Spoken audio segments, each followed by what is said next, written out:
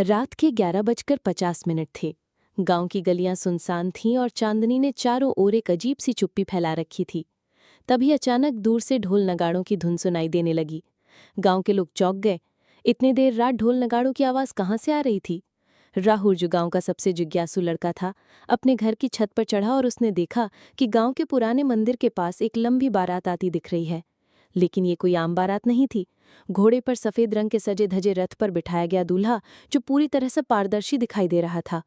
उसके साथ सफ़ेद कपड़ों में सजे लोग और चमकते हुए दीपक लिए लोग पीछे पीछे चलते जा रहे थे। राहुल ने धीरे से अपने दोस्तों को बुलाया। तुम लोग भी देखो, ये कोई आम बारात नहीं है, उसने कहा। दोस्तों ने पहले तो उसे मजाक समझा, लेकिन जब उन्होंने अपने घर की छत से देखा तो उनके होश उड़ गए। ये बारात धीरे धीरे गांव के पुराने मंदिर की ओर बढ़ रही थी। गांव के बुजुर्ग, जो इस तरह की अजीब घटनाओं के बारे में कहते रहते थे, घरों से बाहर आए। उन्होंने देखा कि बारात में कोई मुस्कुराता चेहरा नहीं था। दूल्हा और उसके साथी सिर्फ चलते जा रहे थे और उनकी आंखों में कोई जीवन नहीं था। राहुल की बहन साक्षी डर के मारे कांप रही थी। राहुल, हमें ये देखने का कोई हक नहीं है, ये शापित बारात हो सकती है। लेकिन राहुल और उसके दोस्तों की जिज्ञासा और बढ़ गई। वे मंदिर की ओर चल दिए। जैसे ही बारात मंदिर के पास पहुंची, अचानक ढोल नगाड़ों की आवाज़ रुक गई। चारों ओर अंधेरा छा गया।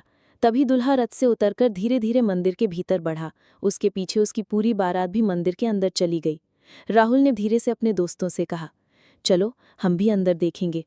मंदिर के अंदर पहुंचने पर उन्होंने देखा कि वहां कोई आम पूजा नहीं हो रही थी। रोशनी का कोई स्रोत नहीं था, लेकिन पूरे मंदिर में हल्की नीली चमक फैल रही थी। दूल्हा एक पुराने पत्थर के शिखर पर खड़ा था और उसने हाथ उठाए। तभी अचानक हवा में लिखावट जैसी रोशनी ने उनके सामने शब्द बनाए, जो हमारी बारात देखेगा उसे रहस्य का ज्ञान मिलेगा, पर डर को अपने मन से दूर करना होगा। राहुल और उसके दोस्त थोड़े डर गए, लेकिन राहुल ने साहस दिखाया। उसने सोचा, अगर डर के आगे भाग गए तो कभी नहीं जान पाएंगे कि ये रहस्य क्या है। तभी दूल्हा धीरे धीरे अपने हाथ से एक चमकती हुई लकीर खींचता गया और एक पुस्तक प्रकट हुई।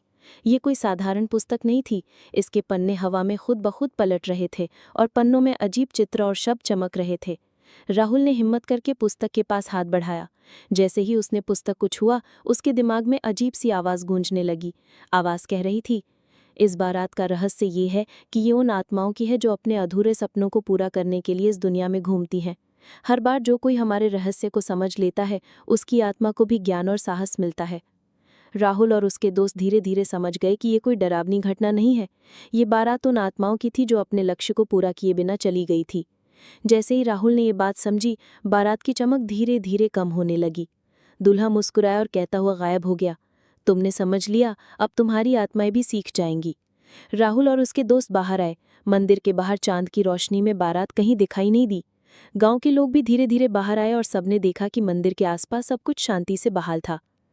राहुल ने अपने दोस्तों से कहा, रात 12 बजे आई रहस्यमयी बारात ने हमें ये सिखाया कि डर के सामने खड़े होना ही असली साहस है और हर रहस्य के पीछे एक सच्चाई होती है।